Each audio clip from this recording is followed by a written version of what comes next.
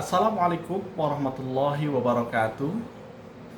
Perkenalkan, nama saya Ahya Ansori, SIP MSI, sebagai dosen Institut Setiami pengampu mata kuliah Pendidikan Agama Islam dengan NIDN 03 10 11 18305. Pada kesempatan hari ini, dalam hal ini ada sub CPMK, kemampuan akhir tiap tahapan belajar.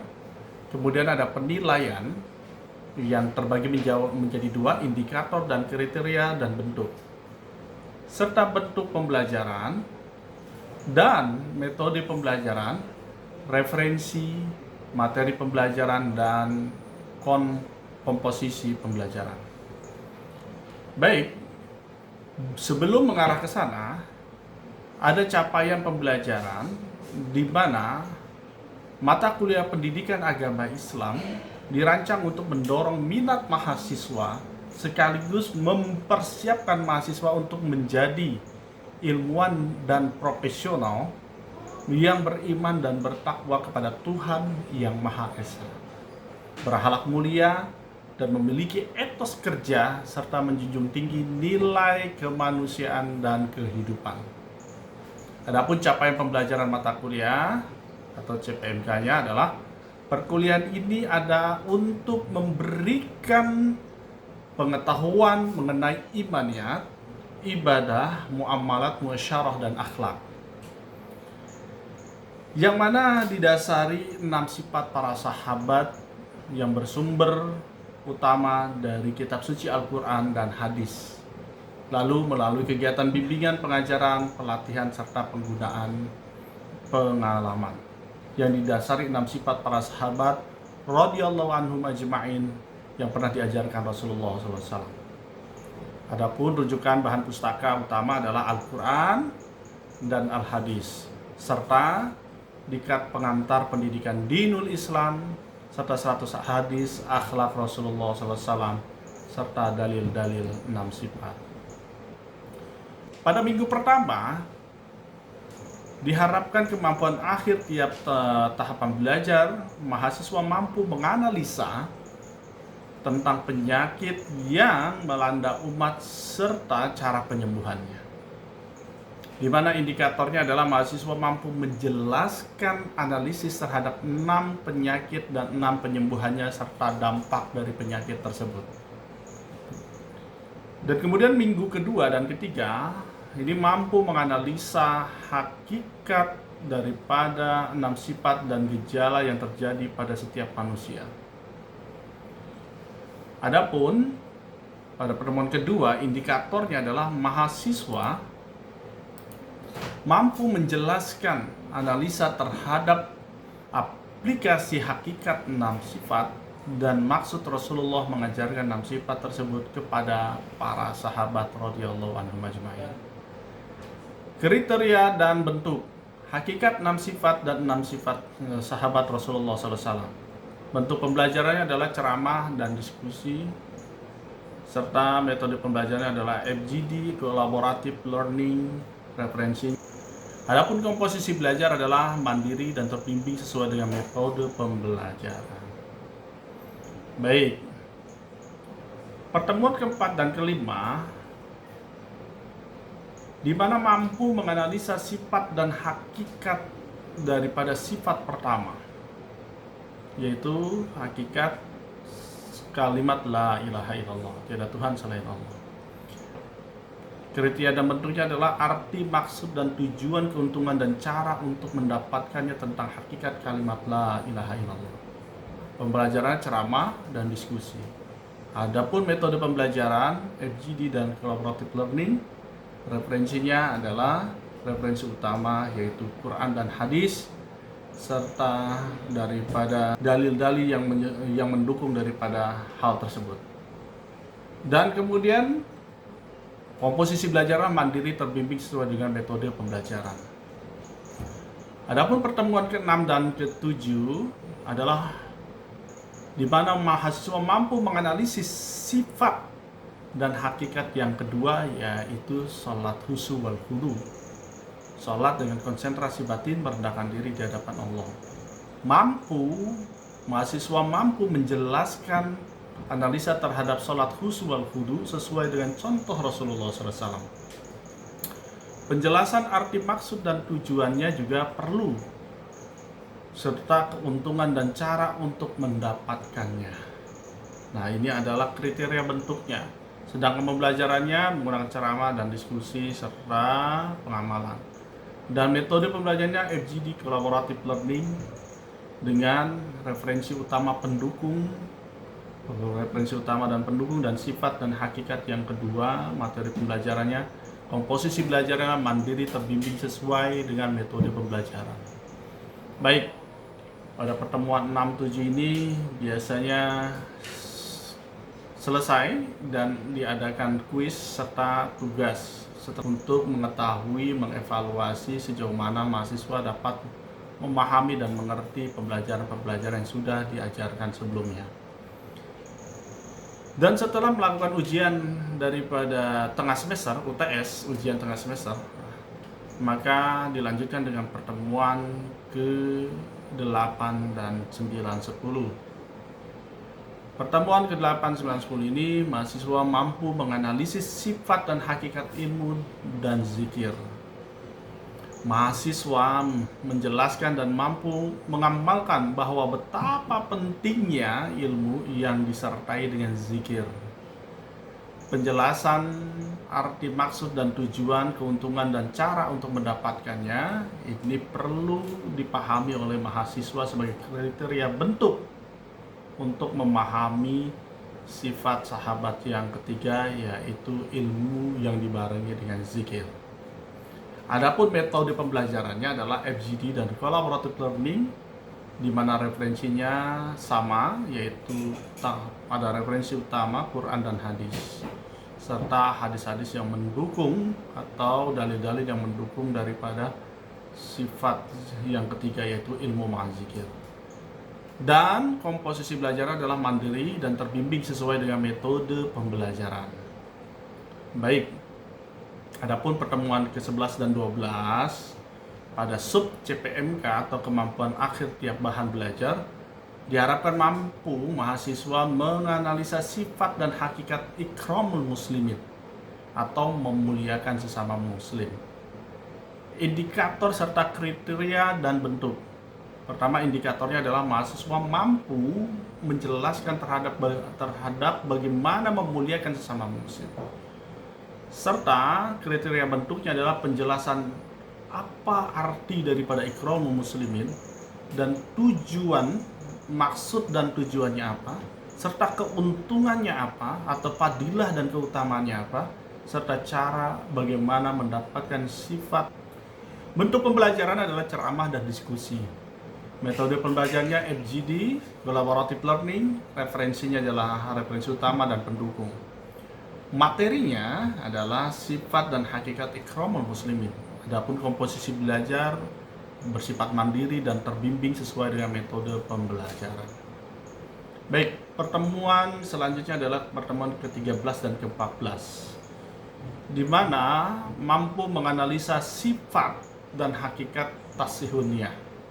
Jadi ada sifat yang kelima, tasihuniyah, membaguskan niat, membetulkan niat, dan sesuai dengan ikhlas sunniyah, ikhlas dalam berniat. Diharapkan mahasiswa mampu menjelaskan analisis ketika beramal dan meluruskan niat. Penjelasan tentang arti, maksud, dan tujuannya ini penting.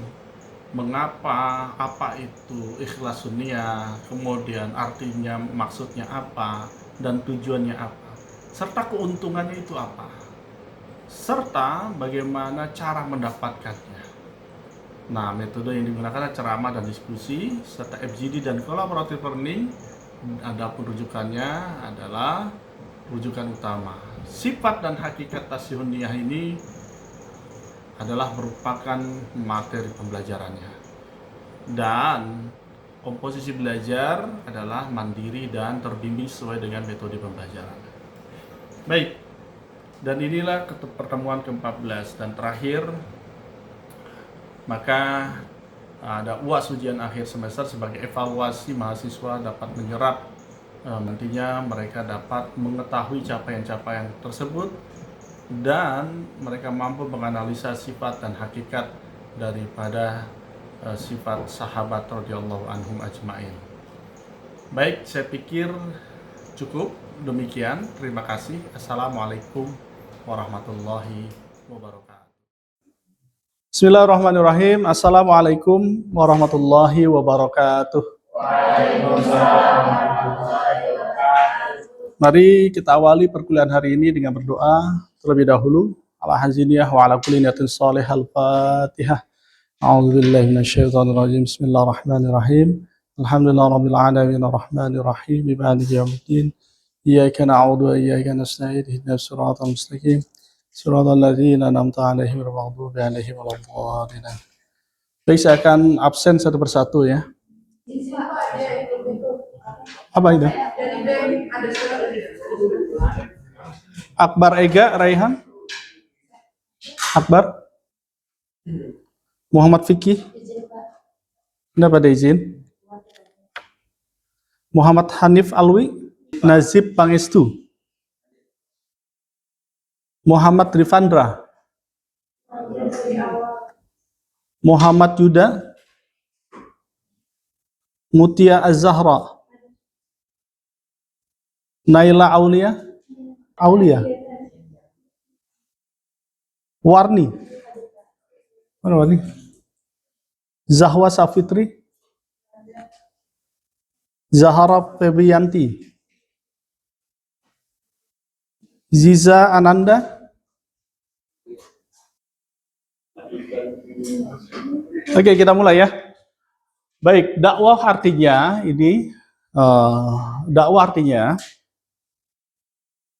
mengajak, tablik artinya menyampaikan. Jadi dakwah wa tablik itu adalah dakwah mengajak atau menyeru, tablik artinya menyampaikan.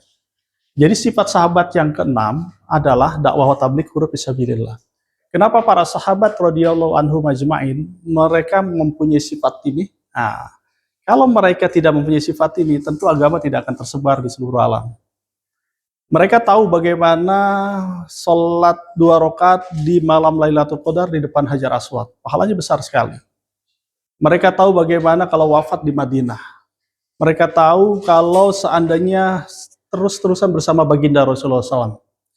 Tapi dari 124.000 para sahabat, jumlahnya kurang lebih 124.000 para sahabat ini tercatat di dalam kitab.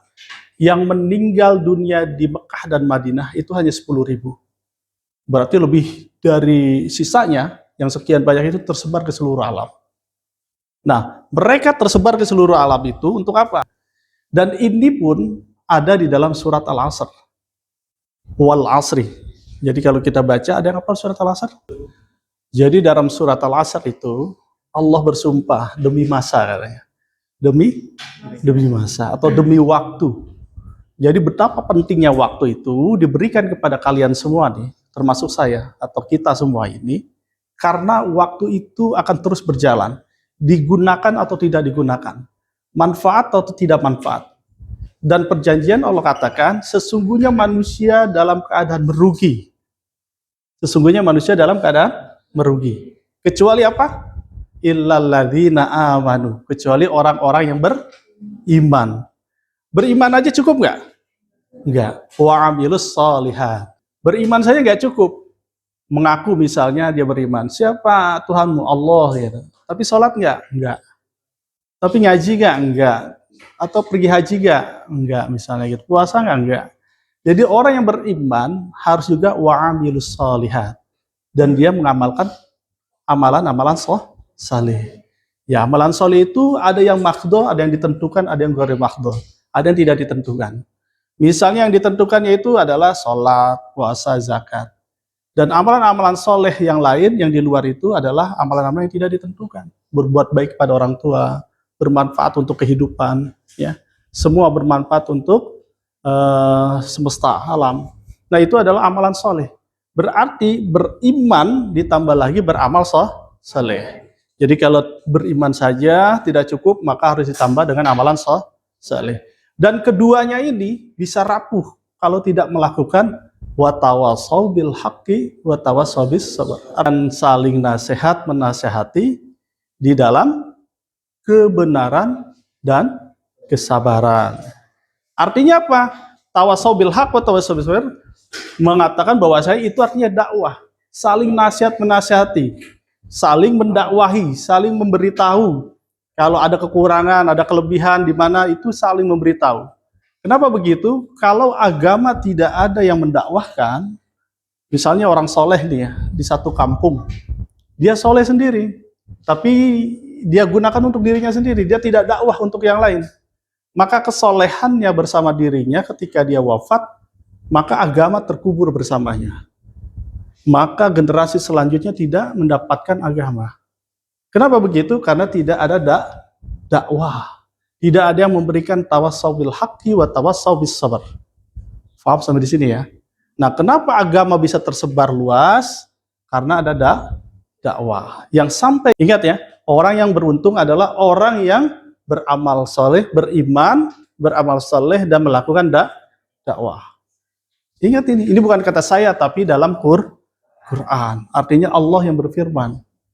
Nah, ada orang yang beriman, ada, tapi dia nggak amal soleh, ada. Dia juga nggak tawassaw bil haq, atau dia tidak berdakwah, ada. Maka keimanannya ini lama-lama akan redup, dia nggak kuat. Bahkan ketika dia mau tidak ada iman atau kekurangan iman, maka sholatnya akan tidak terjaga. Bisa-bisa bolong-bolong. Apa sih amar ma'ruf? Menyeru kepada kebaikan, mencegah kepada kemungkaran. Begitu. Nah, paling mudah memang amar ma'ruf nih. Amar ma'ruf apa? Ngajak. Maka mengajak itu mudah sekali. Anda kalau ketemu teman Anda boleh ajak misalnya, yuk sholat yuk, itu sudah dakwah. Yuk ngaji yuk, itu juga sudah dakwah. Kalau bisa sih ini ditinggalkan.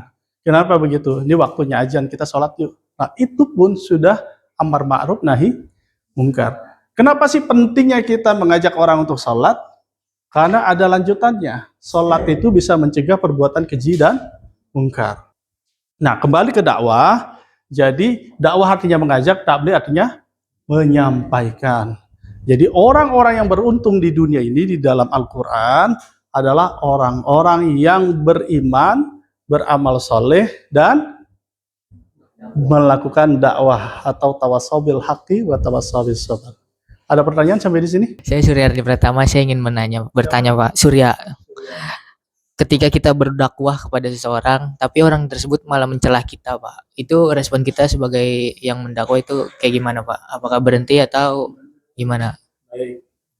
Nih, dia kan nggak pernah sholat, tapi sholat Jumatnya rajin. Terus dia kayak suka bagi-bagi gitu. Itu orangnya menurut Bapak gimana tuh, Pak? Menurut saya. Ya, jadi tambung lagi. Ya, terima kasih, Pak. Ya, sama-sama dari Ari. Yang lain ada? Kita jawab dulu ya. 2. Dakwah itu niatnya bukan memperbaiki orang lain. Dakwah itu untuk memperbaiki diri kita. Ya. Kalau niat dakwah karena untuk merubah orang lain, maka akan ada 2 penyakit di dalam hati kita. Pertama, kalau orang itu berubah, maka akan ada kesombongan di dalam diri kita. Nah, itu tuh. Karena sering saya dakwahin, dia berubah tuh. Nah, jadi ada kesombongan. Atau sebaliknya, dia nggak berubah-berubah karena sudah didakwahin. Karena niatnya untuk berubah orang lain, apa yang terjadi? Ini orang ya, hatinya udah kayak batu kali ya, nggak dapat hidayah kali ya.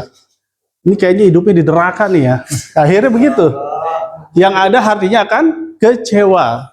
Jadi niat dakwah itu untuk memperbaiki orang, bukan untuk memperbaiki orang lain, tapi untuk memperbaiki diri kita. Kenapa begitu? Karena baginda Rasulullah SAW ini pernah terjadi kepada Rasulullah.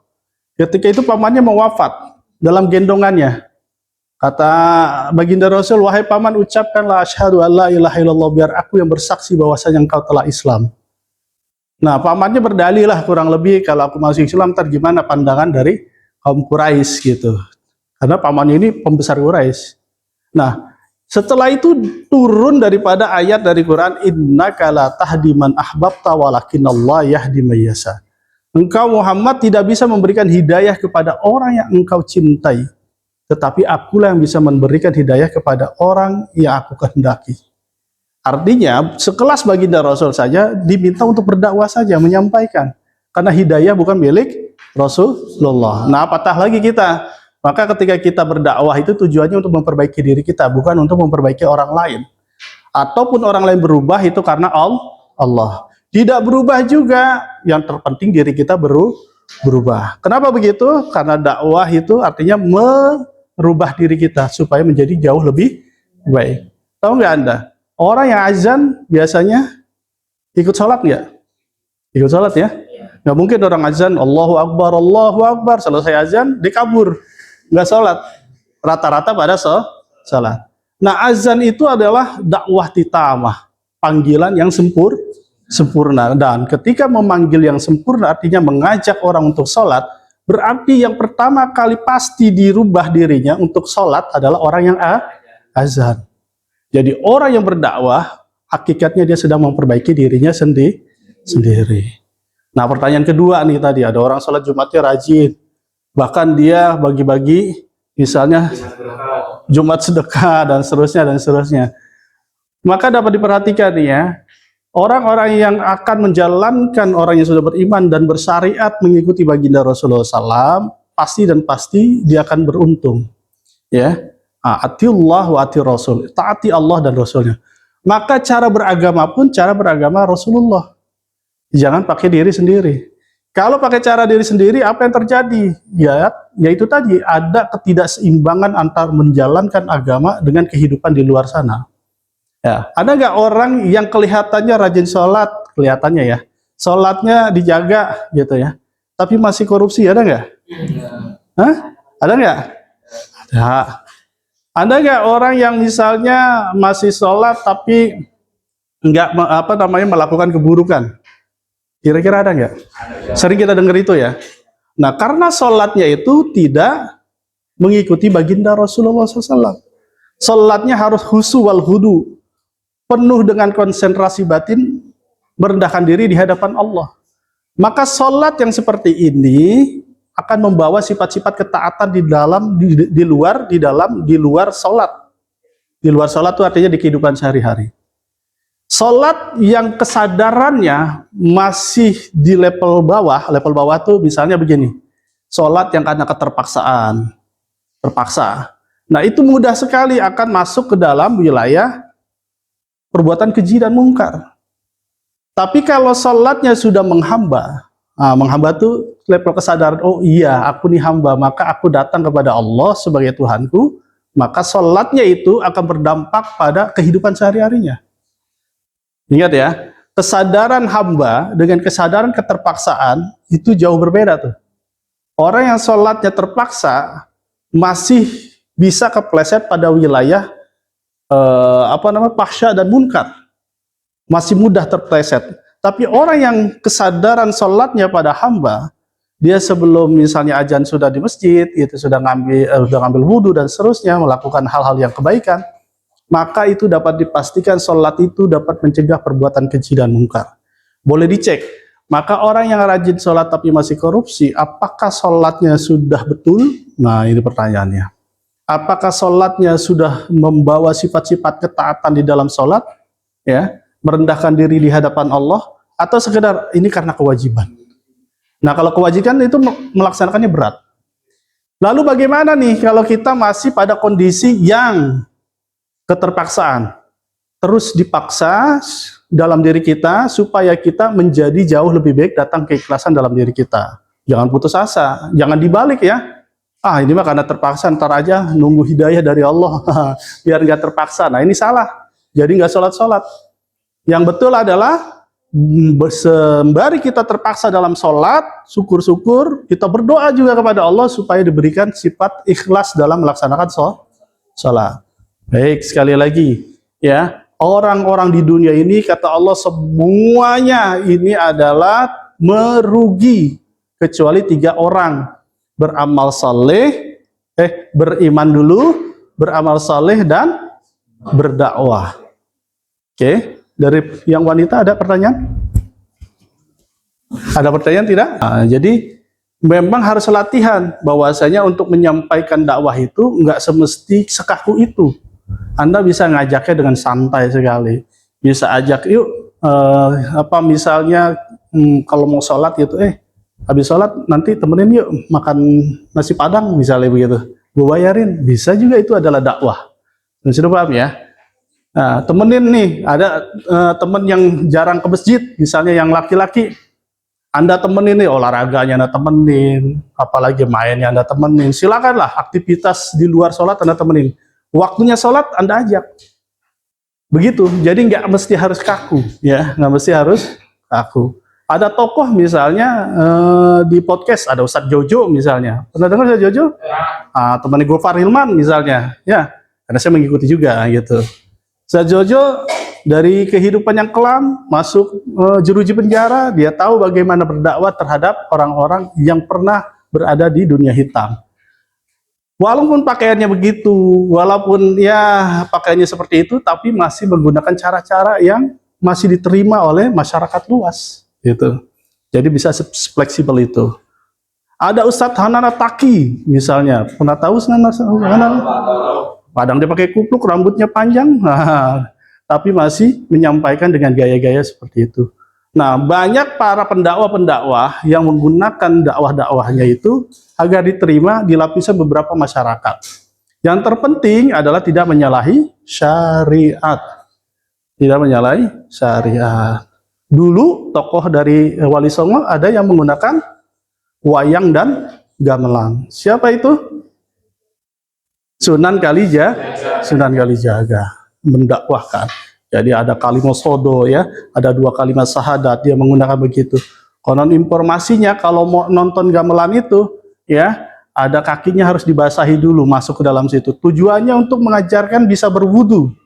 Nah, begitulah cara orang-orang dulu supaya bisa diterima aturan-aturan Islam atau syariat Islam kepada budaya yang sudah ada di dalam. Nah, Anda pun selagi tidak terbentur dengan syariat, maka gunakan dakwah-dakwah yang familiar ya, bisa dengan sosial media, dengan akhlak ya, dengan tulisan, dengan vlog dan seterusnya yang bisa diterima oleh masyarakat luas.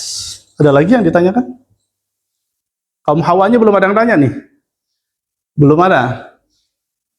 Ada yang mau nanya tentang dakwah? Melaksanakan sholat, Pak. Ya, jadi waktu itu saya pernah ada pengalaman dari saya sendiri. Saya di situ saya pengen sholat, dan di situ saya juga lagi menjalankan pekerjaan gitu, Pak, kayak part time gitu. Tapi pada saat saya mau izin sholat dan saya mau ngajak teman saya untuk sholat, ternyata dari kepala toko itu melarang saya untuk nanti dulu aja sholatnya, ini masih banyak pekerjaannya dan segala macam. Tapi saya tetap kekeh untuk nggak bisa, ini saya juga harus sholat karena ini dikit lagi waktunya juga mau selesai sholatnya. Nah, dari situ bagaimana sih Pak untuk kalau yang kayak sudah terjadi kayak gitu, maka apa yang harus dilakukan gitu, harus dihadapi gitu Pak? Baik. Kita justru kehidupan kita ini dalam 24 jam ada 5 waktu yang harus kita lakukan. Jadi di sela-sela itu sebenarnya kita sedang menunggu 5 waktu itu, yaitu sholat. Kita sedang nunggu sholat zuhur. Sebelum sholat zuhur apa? Kuliah, saya ngajar, ada yang bekerja, ada yang lainnya. Nanti sholat zuhur ketemu, ya sholat kita. Asar juga begitu, antara zuhur dan asar kita sedang menunggu sholat asar, nanti waktunya bekerja. Sehingga apa yang saya lakukan? Saya berdoa kepada Allah, ya Allah berikanlah waktu atau pekerjaan yang sekiranya tidak mengganggu daripada ibadah saya, sholat saya. Oke, yang dilakukan berdoa kepada Allah untuk bisa diberikan kekuatan untuk dapat diberikan daripada pekerjaan yang bisa menjaga sholat kita. Jangan takut, jangan khawatir, jangan mendikte Allah. Maksudnya gimana sih? Ya Allah, ntar gimana? Ya Allah, seolah-olah menyempitkan Allah, itu mendikte Allah. Seolah-olah Allah nggak mampu menempatkan Anda di tempat yang baik gitu. Padahal di dunia ini banyak banget perkara-perkara baik. Bisa jadi Anda keluar dari tempat itu, Anda usaha, justru Anda menjadi CEO di situ. Ya kan? Sampai di sini paham ya? Baik, ada pertanyaan? Baik, kalau tidak ada pertanyaan, kita cukupkan pertemuan hari ini. Kita tutup dengan membaca kifarah majelis. Subhanallah bihamdi, subhanakallahumma bihamdika, asyhadu an la ilaha illa anta astaghfiruka wa atubu ilaik. Mohon maaf lahir batin. Assalamualaikum warahmatullahi wabarakatuh.